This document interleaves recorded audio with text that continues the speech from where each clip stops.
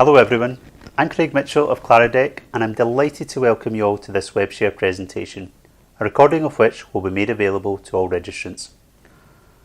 Firstly, we will introduce the Claridec co-founders and give an overview of Claridec, and then the main part of the presentation will be focused on integrated framing.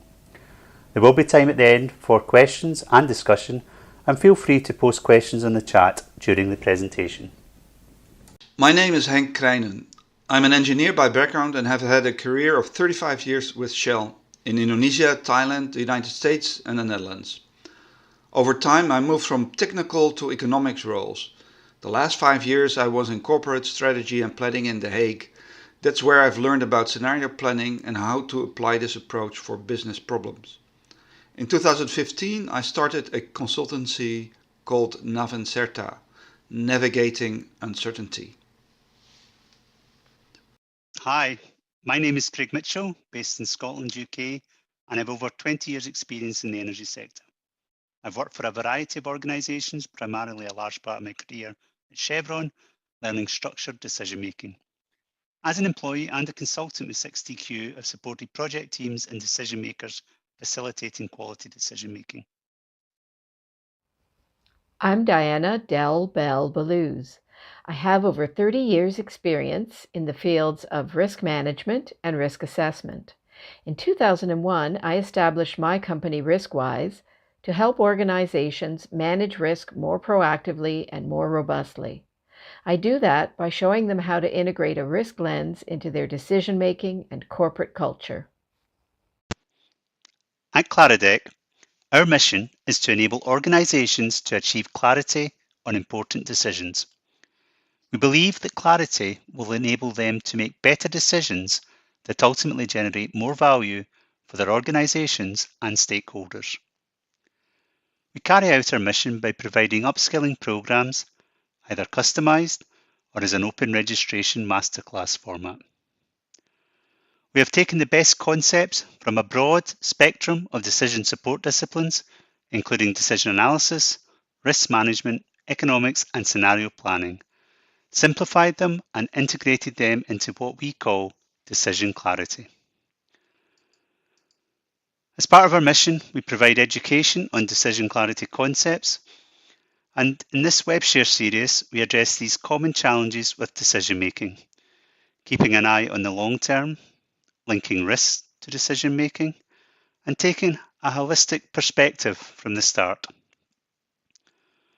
4 weeks ago, my colleague Henk Krijnen presented a WebShare on scenario planning that addressed keeping an eye on the long term.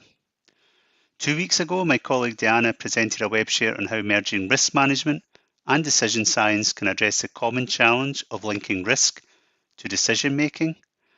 And today, I will lead a WebShare on integrated framing. Main areas we will focus on today are: why do we need to set the scene? That is, at the start of any process, standing back and setting out what to focus on and setting the context. We'll look at the different perspectives on scene setting through a decision and risk lens. We'll explore opportunities for integration, and then we'll discuss next steps. Let's focus on the importance of scene setting and why we need to do this. As Kahneman described in his book, Thinking Fast and Slow, we have two ways of thinking. One is System 1 thinking, which is subconscious, fast, where you're relying on your intuition and instinct. On the other hand, System 2 is deliberate thinking, takes effort, will be slower and more logical. In our daily lives, we think we are quite deliberate.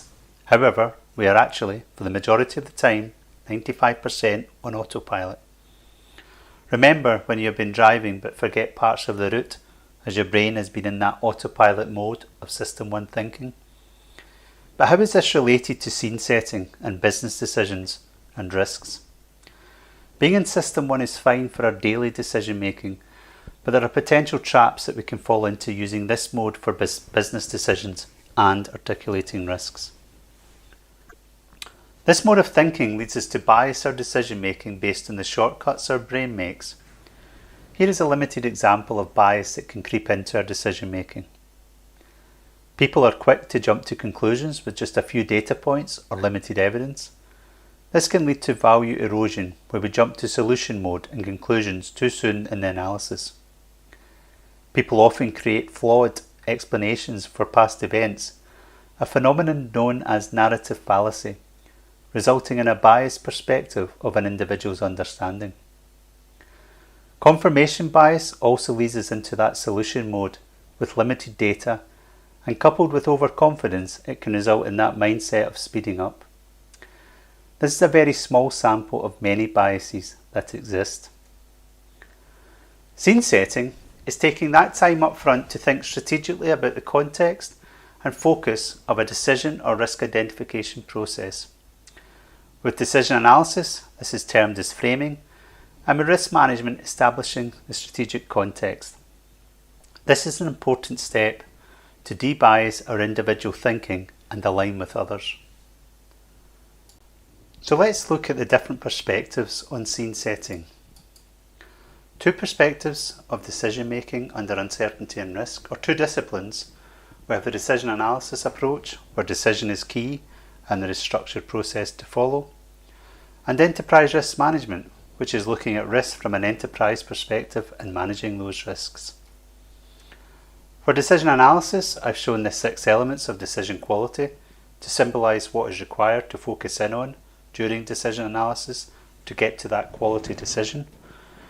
And for ERM, I've shown the main activities of the enterprise risk management process, from establishing the strategic context to identification of risk, prioritisation, mitigation, and then setting up ongoing monitoring.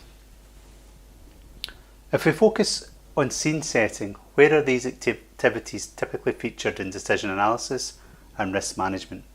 And how can we integrate? Let's review key differences and similarities. For decision analysis, the main part of scene setting is defined as framing. This is focused on a specific problem or opportunity.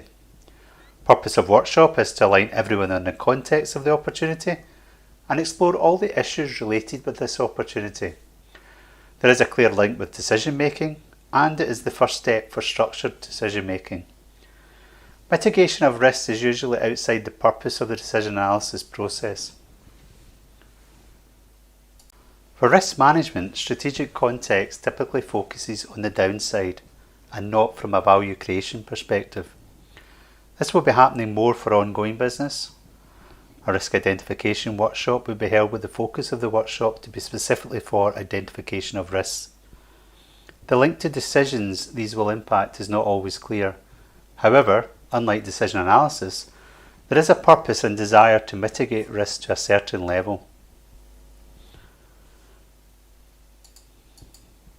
Let's take a deeper look at what we mean by a framing workshop.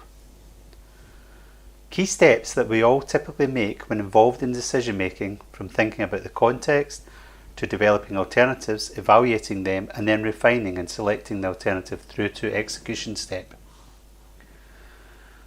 However, individually we may do these steps in isolation of others, or with others fast track through steps 1 and 2. If we notice there is a potential value we can realise at each stage of the process, so that when we come to execute, we can either execute well or poorly.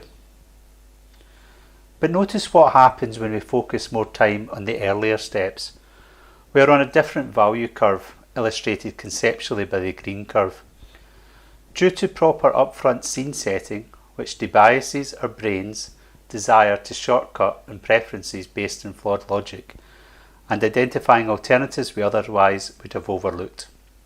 Even if we execute poorly, we are still in a better place. So investing in these front-end steps can realise more value and actually speed up the decision-making process by having that all-important alignment when we are ready to make the decision. We all have different perspectives on opportunities and problems. This image illustrates how we can view an opportunity from different perspectives. Where are you pointing the camera to and what is in the frame? This is how we think of decision making when we talk about framing. Where are we focusing in on? One individual may view the image, which is quite blurry and looks like a landscape picture, while another may have more clarity but just focus on a small part of the image. However, by getting together with a diverse group of people and sharing our different perspectives, the opportunity or problem will become clearer, and we will know we have framed the problem with the right people in perspective. In this example, looking at the two perspectives from different viewpoints did not give us the whole picture. So what are the key components of a framing workshop? Framing can be broken into two parts. The first one being the context of defining why we need to solve the problem or realise the opportunity. Focus is in answering the question, is there an opportunity, and how does it fit with our company's strategy? In determining why we are acting on this project, we align on the opportunity. Think of what is it and why are we doing it. We also have to think of scope. What are the key scope items that are in and the project team will work on, and what are out of scope and will not be looked at. This helps eliminate that all too common scope creep, and also create a shared vision of success for the decision. The second part of framing is structuring the key components of the decision. Not solving, but stepping back and thinking, what are all the components we would need to be able to solve this problem? What are all the issues related to this decision? And I'll explain that in a couple of slides what I mean by this. There are many decisions and choices that can exist in a large, complex investment decision or problem to be solved. One of the key steps of framing is understanding these decisions, resisting the temptation to solve, and categorising the decisions based on significance and impact on value. One other key element is to define the criteria that will be used to select and recommend an alternative course of action. Issue raising gives structure to the brainstorming session. We can explore other people's perspectives and see the opportunity from their perspective. Crucially, it gives us a head start for getting all these issues on the table. By doing all of this, we are moving to gain clarity on how to solve and evaluate. The second stage of issue raising is to put the issues into buckets of similar themes, for example decisions, where we have control, and uncertainties, those variables where you do not have control of. Let's explore the risk identification workshop. Here is the process for enterprise risk management. Our focus for today is in the first part of establishing the context and identifying risks. A risk identification workshop is a similar process to framing, whereby a diverse group of subject matter experts are brought together to align on the key risks related to a business action or in general. Similar to framing, the first question is to answer why is the process required and for what purpose. There has to be a clear purpose and objective of the risk assessment. This may be for ongoing business, to limit schedule and cost creep on planned maintenance activities, or to look at the business holistically and explore all the strategic risks that may impact the business in a negative way, while also looking for opportunities. The key components of this workshop are identification of risk, using similar approaches like framing to facilitate all those risks that could arise, hearing others' perspectives and building on that. By quantifying the risk and putting a likelihood of occurrence and assessing impact helps prioritise those risks.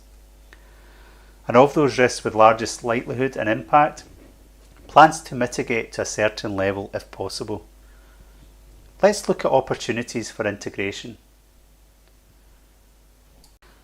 There is an opportunity with similar skill sets to cross-train facilitators, whereby decision analysts can upskill in risk management and vice versa. Rather than discrete framing or risk management activities, a collaborative approach to framing and risk identification, either through a combined workshop or the framing output becoming the input source for a risk identification workshop. Risk management team pushing to get more involved in the larger investment decisions, and similarly decision analysts moving into the ongoing business domain either through upskilling or demonstration of quality decision making. And is there also an opportunity to combine the roles to be a decision risk analyst manager? So this is not an exhaustive list, and we would be interested to hear your views on this in the discussion part of this web share. So to recap, we've explored how, given the wiring of the human brain, we naturally want to solve problems rather than step back and explore the context and structure of an opportunity. We looked at framing within decision analysis and how it is the first step in the decision-making process. We also looked at the risk identification workshop as the first step within the risk management process. Then we explored areas in which both disciplines can integrate more and explore possibilities of further collaboration, really pushing beyond our current discipline perspectives. So what are next steps? If you would like to go further, here are 3 strategies. First, learn what's possible with virtual learning bites on decision clarity, framing and decision quality assessment. Masterclass in decision clarity, and I'll go on a bit later to talk about that. Explore where you can integrate decision analysis and risk management concepts at start of projects. And strengthen your organisation's capabilities through upskilling and coaching. Let's look at our masterclass in decision clarity, and it's useful for those risk managers who are looking to broaden their knowledge in decision analysis, and also decision analysts who would like to test if this approach could be beneficial for introducing to their organisation in a customised upskilling programme. The masterclass allows you to learn simple yet powerful tools for structuring important decisions, and evaluate strategies to embed decision clarity in your company's DNA. When does this start? It starts on Friday the 5th of November, so it's easy to remember, with 5 weekly sessions. It's a combination of self-study, group training sessions and coaching. Check out our website for more information. Thank you. Now we will have time for questions.